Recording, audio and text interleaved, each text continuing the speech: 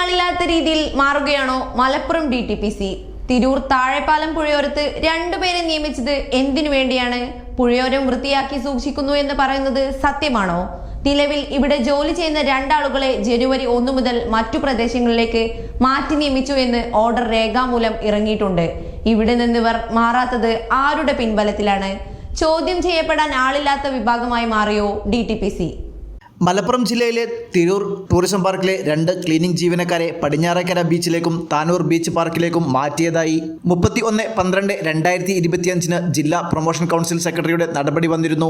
പാർക്കിലെ ക്ലീനിംഗ് ജീവനക്കാർ നൽകിയ പരാതിയുടെ അടിസ്ഥാനത്തിലും കെയർടേക്കർ സമർപ്പിച്ച റിപ്പോർട്ടിന്റെ അടിസ്ഥാനത്തിലും വിഷയം ചർച്ച ചെയ്ത് താനൂർ ഓട്ടുംപുറം ബീച്ചിലെ ക്ലീനിംഗ് സ്റ്റാഫായിരുന്ന നിഷയെ താനൂർ ഓട്ടുംപുറം ബീച്ചിലേക്കും പടിഞ്ഞാറേക്കര ബീച്ചിലെ ജീവനക്കാരിയായിരുന്ന അനിതയെ പടിഞ്ഞാറേക്കര ബീച്ചിലേക്കും ഈ ജനുവരി 1 മുതൽ മാറ്റി നിയമിച്ചുകൊണ്ടുള്ള DTPC സെക്രട്ടറി ഉത്തരവ് വന്നിട്ടും മേൽപ്പറഞ്ഞ രണ്ടാളുകൾ ഈ 2 സ്ഥലങ്ങളിലേക്കും മാറിപ്പോവാത്തത് എന്താണെന്നുള്ള ചോദ്യമാണ് ഉയരുന്നത്.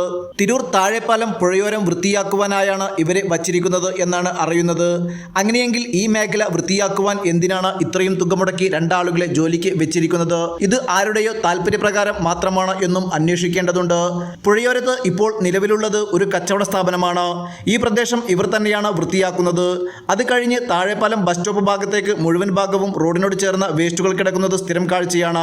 അറിയാൻ കഴിയുന്നത് ഒരാൾക്ക് 13,500 രൂപയാണ് മാസം നൽകുന്നതെന്നാണ്. അങ്ങനെയാണെങ്കിൽ 2 പേർക്കും 27,000 രൂപ മാസം DTPC ഇവർക്ക് നൽകുന്നുണ്ട്. 2 പേരുടെയും സ്വദേശത്ത് തന്നെ ജോലി നൽകിയിട്ടും എന്തിനാണ് ഇത്രയും ദൂരം വന്ന് ഇവിടെ മാത്രം ജോലിക്ക് നിൽക്കുന്നു എന്ന സമീപനം സ്വീകരിക്കുന്നത് എന്നും അന്വേഷിക്കേണ്ട കാര്യമാണ്. അന്വേഷിച്ചപ്പോൾ അറിയാൻ കഴിഞ്ഞത് DTPC സെക്രട്ടറി ഇവരോട് ഈ ഉത്തരവിന് ശേഷവും ഇവിടെ തുടരാൻ പറഞ്ഞു എന്നുള്ളതാണ്. അങ്ങനെയെങ്കിൽ രേഖാമൂലം ഉത്തരവ് ഇറക്കുകയും അതിനുശേഷം വാക്കാൽ അവിടെ തന്നെ തുടർന്നോളൂ എന്ന് പറയുകയും ചെയ്യുവാൻ DTPC സെക്രട്ടറി ഇതിൽ എന്താണ് ഉദ്ദേശിക്കുന്നത്? ഈ 2 ക്ലീനിംഗ് ജീവനക്കാരെയും മാറ്റപ്പെട്ട സ്ഥലങ്ങളിൽ ജോലി ചെയ്യുവാൻ കഴിയാത്ത സാഹചര്യമാണെന്നും അസുഖബാധിതരാണെന്നും പറഞ്ഞു എന്നാണ് അറിയുന്നത്.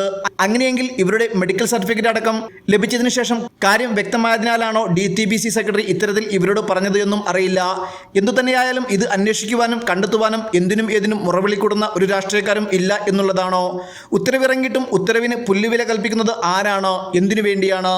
News 99 Tirur. Bridal Craft, The Wedding Mall, Pan Bazaar, Tirur.